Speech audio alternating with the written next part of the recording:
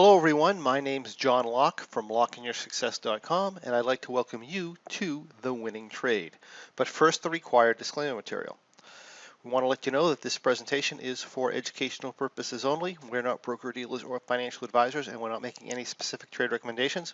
Also, please be aware that your risk in trading options is substantial, and please make sure you are aware of all your risks prior to placing any trades. Also, please note that any trades and or results covered in this presentation are hypothetical computer simulated trades. They're believed to be as accurately represented as possible, but keep in mind that live results can vary from simulated results for many different reasons. If this is your first experience with us, my name is John Locke. I'm a trading performance, wealth, and success coach with Lock in Your Success LLC. And myself and my team of mentors are here to help you win in the markets and in life as well. And today I'm going to introduce you into the realm of high probability options trading. Now, high probability options trading, or income trading as it's otherwise known, is where we use options strategies to make money from the passage of time rather than depending on price movement in order to make money. Meaning we can often make money whether the price goes up, down, or sideways. Now, this doesn't mean we're going to win all the time, but it does mean we have a much higher probability of winning than we would if we were trying to make money purely by going directional. Now, I have a special treat for you today. The type of trading or type of trade that we're going to cover today is a little bit different than what we normally do. Normally we do guidelines only trades. Now, in other words, a guidelines only trade is where we are completely non-subjective. We don't take market movement into consideration. We don't care what the price is. We don't care how much it's moving. We just simply have a date that we enter. We have a certain configuration we enter in. We have adjustment parameters and so forth, and we have our profit target and our exit loss trigger. And we follow those rules regardless of what's going on in the marketplace.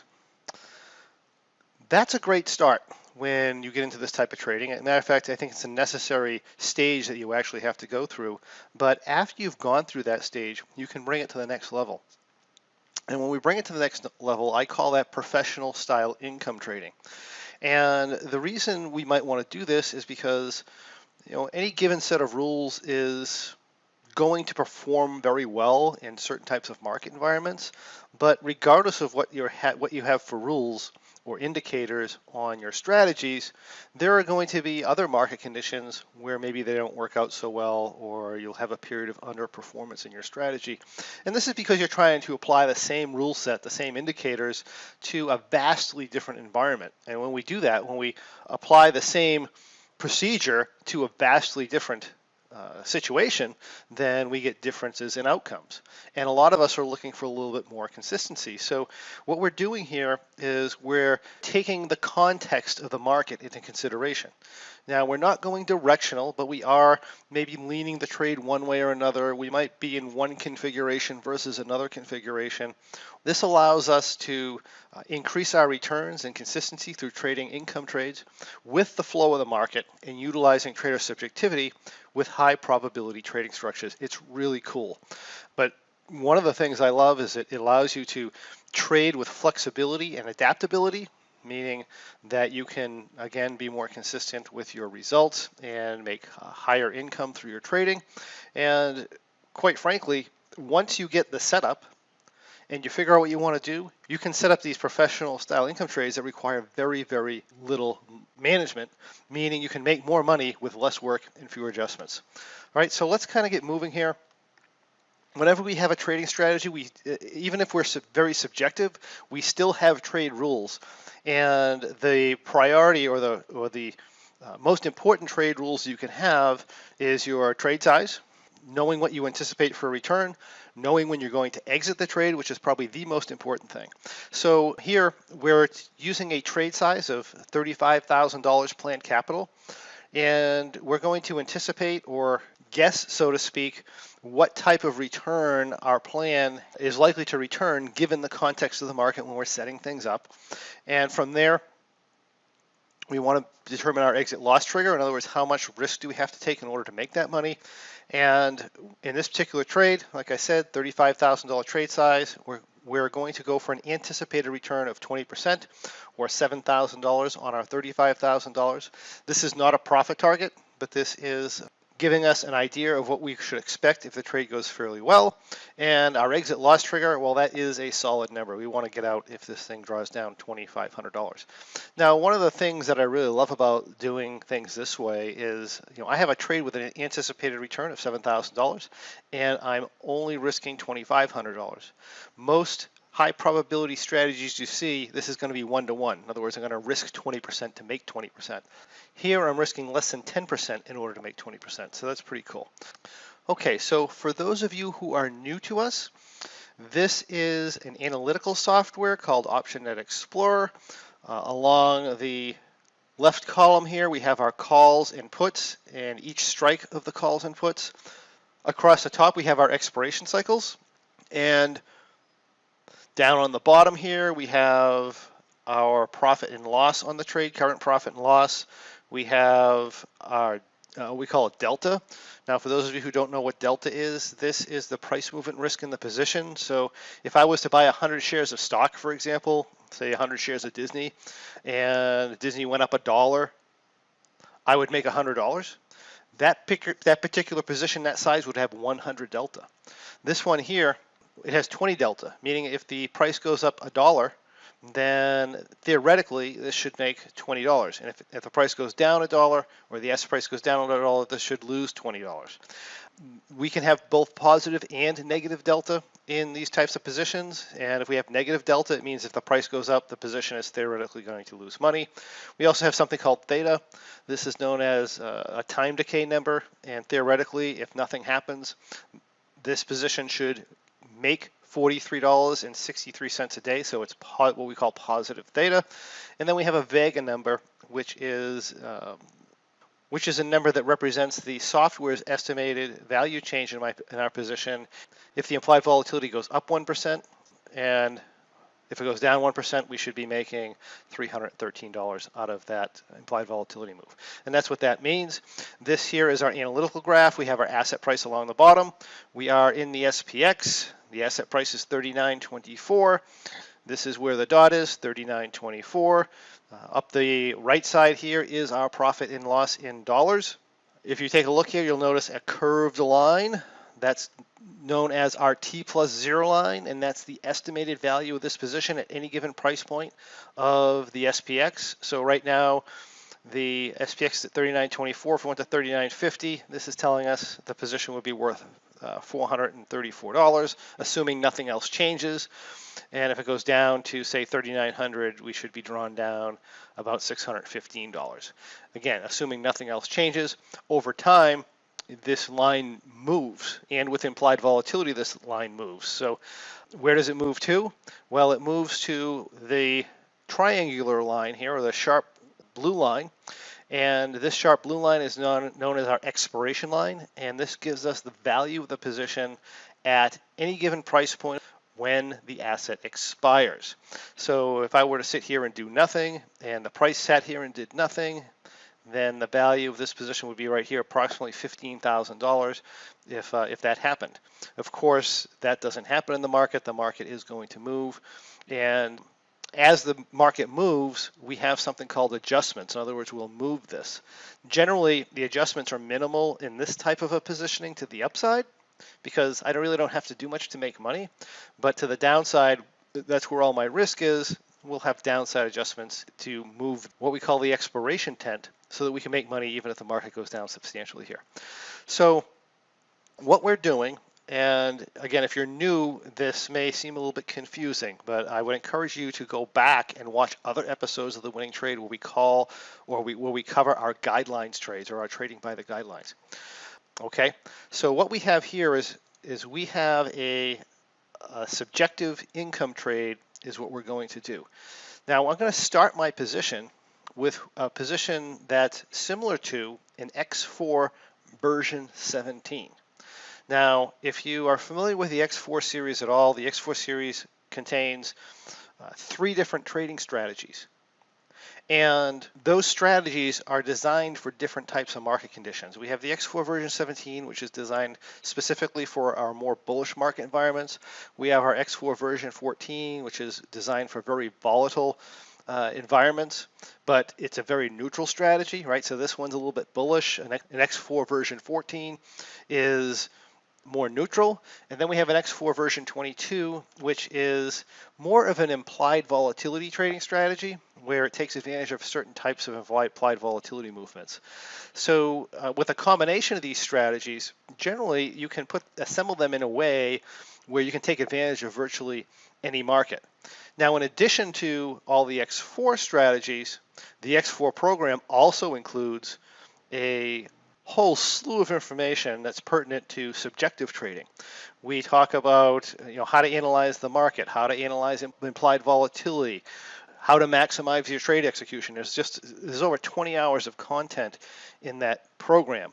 And a lot of people, when they start looking at the X4 trades, they just look at them as a trading strategy that you're just supposed to follow all the time. But the X4 program couldn't be further from that. The X4 program teaches the trader the strategies, but it teaches them the strategies for the purpose of ultimately understanding those strategies and then assembling them together with the other X4 strategies, as well as other different types of income strategies, so that they can make money more consistently in the marketplace. Okay, so what we're going to do here is we're going to start with a subjective X4 version 17. So what I'm going to do is I'm going to come in and do a 60-40 broken wing butterfly. And one of the things you'll notice here is I'm 31 days to expiration. Normally, an X4 version 17 is entered 77 days to expiration. But that would be in a completely non-subjective context. When we start bringing technical analysis in, we start bringing implied volatility analysis that we have in the X4 program, then we may choose to enter our trade, whether it be an X4 version 17, a 22, or a version 14, or something completely different. We're going to choose to enter our strategy when we have some sort of confirmation that that strategy is likely to do well in the particular environment. So here, if I look at my price chart, you can see the market, it's having these hard sell-offs, and then it's bouncing, it's having these sell-offs and bouncing. We sold off here to our next, what should be a support area. And given that type of environment, I might say, oh, well, the market's uptrending, the market's been down a lot. It's more likely that the market's going to go up than go down. So therefore, I think this is a good time to enter a bullish strategy. Now, one of the wonderful things about using more market neutral or income strategies over a directional strategy is that I don't have to be right about that. So, I might be here and I might be calling this a support level. And if I'm a directional trader, if this thing drops into the 3850s, I'm probably going to have to stop out long before that happens. And I'm probably going to lose the trade. But if I can combine that with a high probability income trade, then I could probably take that move down to 3850 and still come out with a win for this particular trade. That's not going to happen here, but I'm just talking about the concepts that we're using. So anyway, this is our risk profile. The SPX asset price is at $39.24. The entry date is March 19th, 2021. I'm going to take my typical version 17 entry, except it's going to be 31 days to expiration. I'm going to sell my short strikes 17 to 27 points under the money, which comes out to 3,900. I'm going to have a 40-point upper wing, and I'm going to buy some 39.40s. I'm going to buy 10 38.40s, and this is my entry position. Now, just because we entered as a version 17 doesn't necessarily mean we're going to stay as a version 17. So that's the other thing to keep in mind. I'm going to have a plan laid out ahead of time, and depending on what the market does, I may switch configurations. I might just make normal V17 adjustments, or I may exit altogether. So you'll see as this goes along, let's see what the market does, let's see how the position reacts, and let's talk about how we're going to adapt to the marketplace. So the first adaptation is entering in a bullish bias strategy, because the market is uptrending and we're at a point where it's more likely or more probable that the market's going to go up and down. Again, it doesn't mean that I am going to lose the trade if the market goes down. Matter of fact, I'll probably win the trade if the market goes down because I have a downside adjustment strategy. A version 17, when we get below our short strikes or 3,900, we're going to take this position, we're going to reposition it in another spot. That's if I was doing a version 17 trade in isolation. If I'm doing it in this type of a strategy where I'm a little bit subjective, I'll still use the version 17 downside adjustment trigger, but I may jump into a different type of configuration in that circumstance. So you can see where we can bring in all this, all that we know about positioning, and you can bring it into one wonderful trade. So anyway, let's just go to adjustment 1. So it's Friday, March 19th. If I go to first adjustment, I don't do anything until April 1st. In that time frame, this is what the price did. This is where we were. The price actually dropped down a bit, but it did not drop down far enough to hit an adjustment trigger on a version 17, so we didn't really have to do anything. You can see if you were directional here, you probably would have got stopped out. But being non-directional, we were able to hang in the trade, and the drawdown was actually quite minimal. And then we finally got our reversal. And as the asset price comes up, at some point, this trade turns negative delta.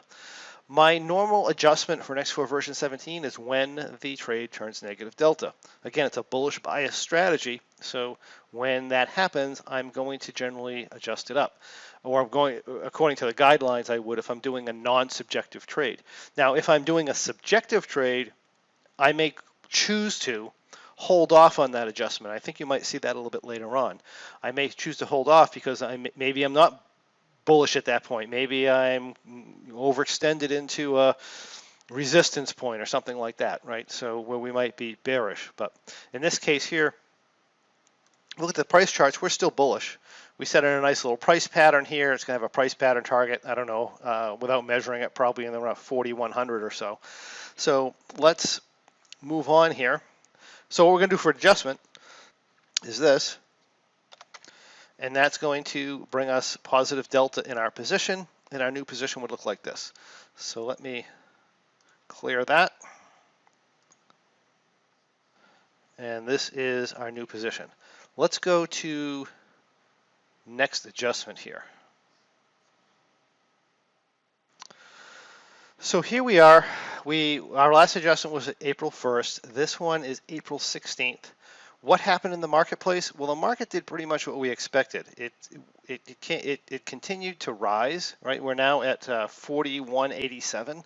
So if we take a look at the price charts, we're now very overextended in this. If I was to take my price pattern targets here, I believe, if I remember the trade properly, my price pattern targets were around 4,200 when we were doing our analysis. And we went straight up into that number, meaning that the risk of the market going much higher at this point becomes much less, at least in the short term. So right now we're in an uptrending market, but we have a short-term opportunity to maybe take on some risk to the upside so that we can make some more money that way. So if I'm going to do that, what I'll do, well, what I did is I came in here and I added a bear vertical. Now I added a bear vertical not 3 days to expiration, because I wanted more room to the upside. So that's the other thing. When we adjust our strategies or we take advantage of some opportunity to take on risk in one direction or another because the market's not likely to go there, we can do it in a different expiration cycle. So here, what I did, I have 3 days left to expiration on this trade. There's no point really in getting out of it. I might as well expire it, but there's really no point in adjusting it either. You can see there's not even any value in these. This is the mid price of our options. They're all less than 10 cents. So I'm best off not to even bother trading out of this. Just let it go and let it expire and desettle in cash, right? Because that's one of the advantages of doing index options such as SPX and RUT, the Russell 2000. The advantage is you don't get settled with stock. You just get cash settled at the end, and these are all out of the money. The money I've collected just stays with me, right? So this trade here is going to make about $2,100 or so. But in the meantime, I am going to put on a bear vertical. So I'm going to come in here, and I'm going to put this trade on. This is a very simplistic trade, and essentially what I'm doing is I'm selling my 42.50 call options and I'm buying some 4270 call options. And I'm 12 days to expiration. This gives me a chance to make up to almost $4,000 if things go completely my way. And what I'm going to do is I'm going to have a stop out point on this to the upside, almost like a regular directional trade. And that stop out point is going to be initially about half my credit here, or $2,000 drawdown. And over time, what's going to happen, and very quickly too, by the way, what's going to happen is this expiration line is going to go towards this T plus 0 line is going to go towards my expiration line, and I'm going to get more and more room as time goes by for the market to go against me should I call my direction wrong. Meaning, again, the market doesn't have to go down in order for me to make money. In fact, you'll see when I get out of this, I want you to notice where the price is versus where I got in. So right now, the price is 41.87, so it's less than 41.90, right? It's 41.87. And let's see how this particular trade goes. Now that other one's just going to expire. Okay, so now we went to Monday. My other trade had expired. Now, if I look at this trend, I'm actually bullish on the market. Okay, the bear vertical we put on, and this is where time frames are important. I'm in an uptrending market. I should maintain bullishness on the market in general, but there are going to be times when the market gets a little overextended. It's likely to run sideways or drop off for a little bit. That's where I put my bear vertical on. But now my other trade, or my bullish trade that I had on, is expired. That being the case, I might want to put another type of trade on. In here, what I do is I put on what we call a bull trade. So when I do this bull trade, I'm actually going to be 32 days from expiration. So my bear trade, or my bearish vertical, is 9 days to expiration, representing my short-term bearishness or sideways momentum in the marketplace. My bullish vertical is 32 days to expiration, representing my longer-term bullishness in the market. And in the meantime, they're offsetting each other. Because if I put both trades in here, this is the actual expiration graph that I have, and the actual T plus 0 line profile graph that I have. All right. So here, one of the things that happened is I put on this bearish trade, and the market's dropping a bit. That's not a surprise. Okay, so if I go a couple more days here, all right, we got another drop in the market. So now my bearish vertical is going to be doing very well, and my bullish vertical is probably underwater. So if we take a look at these together, separated. Okay, this is the bull trade. You can see the bull trade's drawn down some, but that's offset by the bearish strategy. And I do have a stop out point on this, but it's a stop out point that takes into consideration what's going on with the bear trade or the trades in combination. So if I take a look at this, you can see that this is still doing very, very well here. Now, because the market's pulled back and some time has gone by, I can set a almost like what you would do as a trailing stop on a directional stock, and I can set a point at which I would consider the market has turned back to bullish, because so many days ago when I entered the bearish part of the strategy, the market was very, very overextended, and I was expecting a pullback or a sideways move. Well, I got that pullback. Now, in a bullish market, after you get the pullback, the market's likely to go back up again. So I want to be aware of that, and that being the case, I'm going to put a stop out point on this bearish part of this strategy because I don't really want it to get into trouble, right? So if I do that, I think it only takes a couple days, and I hit it. I got a 35-point up move here.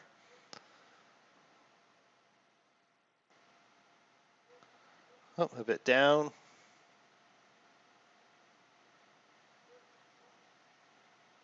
Okay, so now let me ignore trades for today.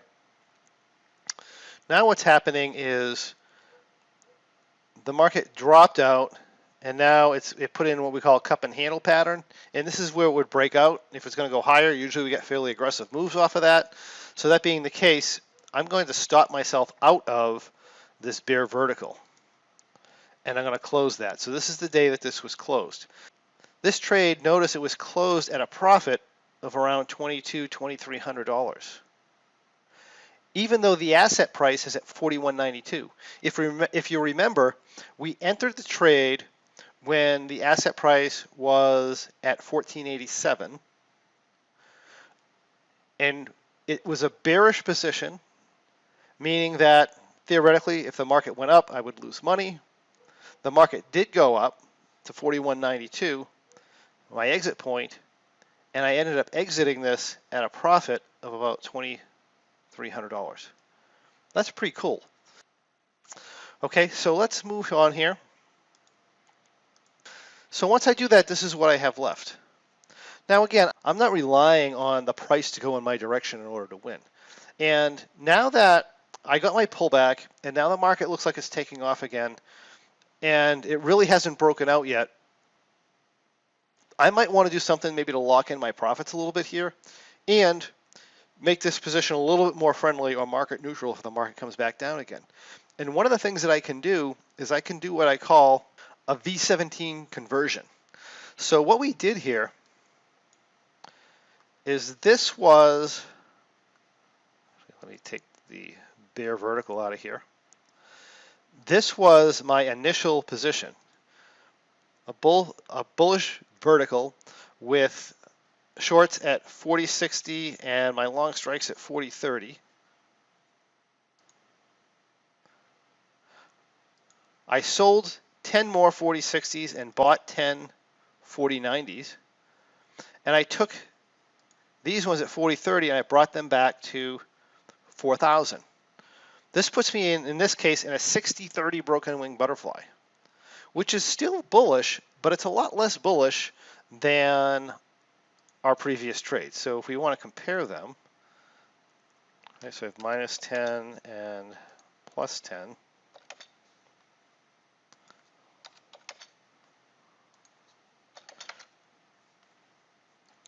You can see this is a little more mild when the market comes down, as far as drawing down, meaning that I can withstand a bigger pullback if I'm wrong, and of course that gives me time to course correct and adjust to the downside if that were to happen. So that's the type of move that we're going to make, and now I'm back into my regular X4 version 17 type of trade. So let's bring this forward here.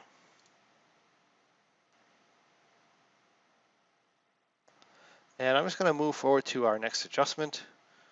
That was April 26th. Now it's May 11th. So what ended up happening here? Well, I thought that, we thought the market was going to really take off to the upside here. And it really didn't. It kind of popped up for a day and a day or two. I mean, we made a little bit of progress here to the upside, but this breakout didn't go anywhere. It went sideways for a long time. It kind of backed off, which wasn't a problem for the position. And then it started to take off, and then the market reversed on us. Now, in these types of trades, we tend to be more concerned about what we call expansions and volatility, where the range of the market starts to get much, much larger than we are about price and direction. In other words, we don't want to be in the strategy when the market or the SPX, for example, has been moving 20 or 30 points a day, and then all of a sudden jump into something that's 100 points a day. That's usually what tends to hurt us a little bit in a lot of these types of strategies, but not all of them. Remember, I talked about having a volatility trade, which is the X4 version 22. One of the things I can do here when I get a little bit nervous, which I would in this case, right, because it looked like we were going to break out, and we didn't break out. We went sideways. Then it finally went, and then we sold right off after that, right back down to this level again. So now the market's kind of hinting to us that it's likely to do something maybe a little bit different than it has been doing. And again, you can see this in the average true range of the market, which is another indicator we tend to use. You can, and by that I mean what size of the moves, the average move for any given day. And you can see the moves here were very small, very small, very small, very small. When they start to expand back out again, a lot of times we get really big moves off of that. So that being the case, I might want to reconfigure into something else. So here, what I do is I flip this into what we call a version 22. So I come here and I make my wings equal.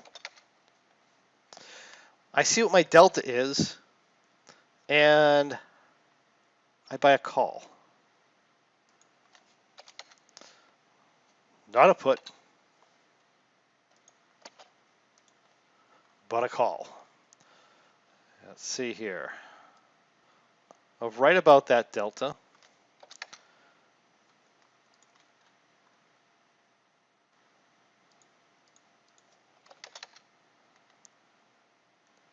And I end up in a position that looks a little different. I'll show you what that position looks like. I'm not sure these are the correct strikes. Let's go back to, let's clear this, and let's show the trade. So you can see I opened up this upper wing to a symmetrical butterfly, and then I buy a call here. In this case, 45 delta. I'm positive 2.24 delta. This type of situation, or this type of positioning, called X4 version 22 positioning, we like the market to have really big moves off of this. We wouldn't want the market to stall here. So when we get hints from the marketplace that we may get really big moves, if we want to adapt to that, we would go into something like this in X4 version 22. So let's see what happens here. So here we are on this day. If we go to the following day,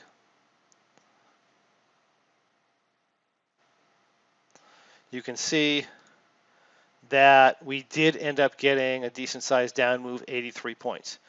Now, the version 22 is a very effective trade, but it's not so much the type of trade that you necessarily want to go in and you want to apply that trade every single month regardless of the market environment. It works very, very good for specific environments, and when it works really, really well. We can get huge returns off of it. But it's only a position that's good for certain types of environments, and that type of thing is what it's good for.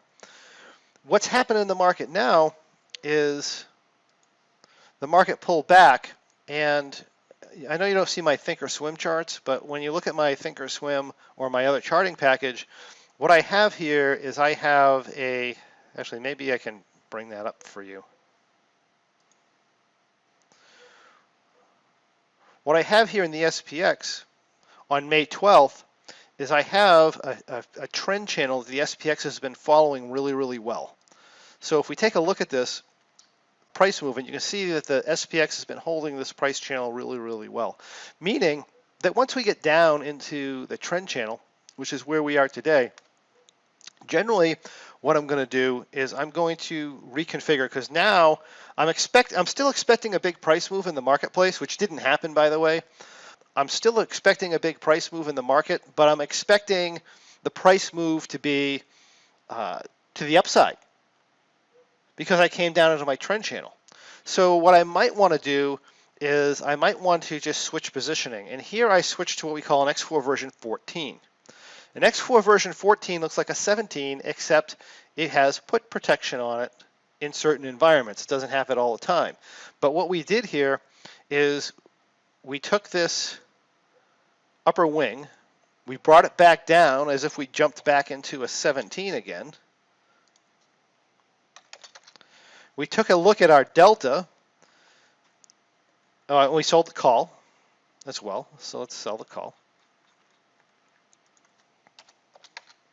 We take a look at our delta and we notice it's positive 26, and also we have a lot of downside risk. Meaning if that support area fails and we get a really big price movement with an implied volatility increase to the downside, which is somewhat likely in this type of scenario, right? When the market comes down fairly hard into a support point, we don't really know which way it's going. We're just expecting a big move. But given the past channel that the market's in, chances are we're going to get a big move. Chances are that move is going to be up.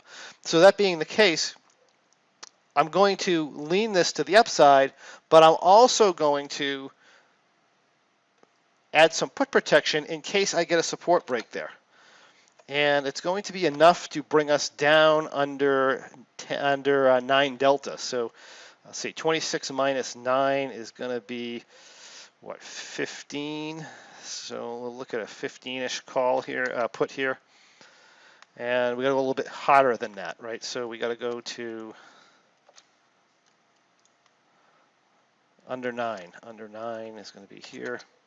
So we're going to go here. We're going to buy this put at 34.90, and this is what we would call an X4 version 14. So let's take a look at that by itself.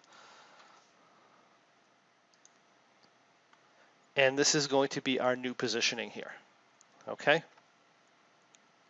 If we go to the following day, what happened is the SPX bounced its support level. It took off to the upside. That being the case, generally, well, put it this way. One of the things I love about the X4 version 14 is you get these really choppy markets or you get these really horrendous down moves. That put protection works really well in either staving off losses or sometimes even winning the trade with these really big down moves. The downside to that is if you start to get a grinding up move or even just an up move, it's a tremendous drag on the position. It's a tremendous drag to your profit and loss. So it's not really worth having it on all the time. It's only really worth having it on when the probabilities are fairly high that we may actually experience a down move in our position. Here, now that we got the bounce, we still may get the down move, but at least I have some time to reapply put protection or readjust to the downside now, where before I may not have. So since I do that and I want to get rid of the drag of the position, I'm going to sell that put off. And I'm going to go back into a standard version 17 right here. Okay. Now from here, we'll play out the next few days. We get a 63-point up move. Now, version 17, I normally adjust to the upside. But the market is acting a little weird, so I'm not trusting of the market right now. So that's another thing. Sometimes, and you'll know this if you're a directional trader, right? Sometimes there's a very high probability that a directional trade is going to work out. Other times, you look at it, especially if the market's sideways, choppy type of thing. Directional trading you just don't do well with that type of trading when in a choppy market. So it's the same thing to an extent here. Like we're going to do better in choppy markets or sideways markets usually than a directional trader, but we also, on top of that, probably would like to make some modifications. So if I'm not sure where the market's going, I don't have very much risk to the upside here. So even though I have an adjustment trigger, sometimes I kind of want to hold it and wait and see what happens. All right, so if we go here, right, the market came down a little bit, not too far. You can see our theta is still good. We're gaining profit and loss here, but I'm just going to avoid adjusting this until I get a better handle on where the market might be going because it's concerning right now. Here's the following day, the 18th. Again, our upside risk is minimal. We have $4,300 profit. Then on the 19th, this is where we are. And if I look at this position, I notice that, hey, the market's not really doing what I'm expecting it to do, and I'm only 2 days to expiration. I have a choice. I either up adjust this and take on some downside risk when I'm not really sure what's going on in the marketplace, or I stay here and now I've gained some money, so now I have some substantial upside risk. So I could adjust this, for example,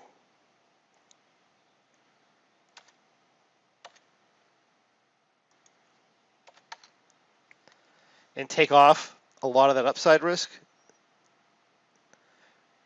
Of course, in the process, I had a little bit of downside risk, but that's not bad. So I could adjust this and I could do this, or I could just say, you know what? Why don't I just exit this position? And that's what I did. We just pulled this position off at about a $7,000 profit. And now, right now, I'm in the process of analyzing the market to go into another trade. But let's call that the end to our little demonstration in our campaign because we're almost up to present day. So let's take a look and see what we had here. We had 3 trades, okay? We had trade 1. Remember that trade 1 was our version 17. It started out as a version 17. That was 21.10. We had trade 2, which was a short-term bearish vertical that closed out at 23.10. We have trade 3, which started out as a bull vertical and transitioned to a version 17, which then transitioned into a version 22, which then transitioned into a version 14. You know, the market was acting up on us a little bit. And the result of that trade was approximately $7,100 when that trade was closed. And that gives us a total profit of $11,520 on $35,000 in planned capital that we were using, and that would equal a 33% return in 60 days on our positions. Now, generally, I like to see a better return than that on these types of subjective positions, but given the fact that the market really didn't do what we thought it was going to do, and we had some challenges along the way, I think 33% return at 60 days is absolutely fantastic. And that is why I love this type of income trading. I love the X4 series especially because it shows you some very powerful and effective trades that you can kind of transition back and forth from, and it shows you how to interpret the market, how to interpret price movement, how to interpret live volatility in a way where you can put trade plans together to take advantage of whatever's happening in the marketplace. You gotta love that. So that's what we have for you today for the winning trade. And if you like what you see, I encourage you to come on over to lockinyoursuccess.com. That's LOCKEinyoursuccess.com, and discover how you too can follow along with our X4 strategies, as well as many other great strategies as they unfold during our Options Trading for Income weekly webinars. Also, come on over to thewinningtrade.com. That's thewinningtrade.com, and check out our past winning trades and receive free access to bonus material as well as our trading success blueprint, where you can discover the path to becoming a competent income trader. Also, while you're there, make sure you check out our free trading performance podcast, where you can learn to skyrocket your results regardless of the type of trading you do. As always, if you have any questions, comments, or anything you'd like answered, please comment on the video below, and I'll be happy to answer those questions for you. Thank you for joining me, and I'll see you on the next winning trade.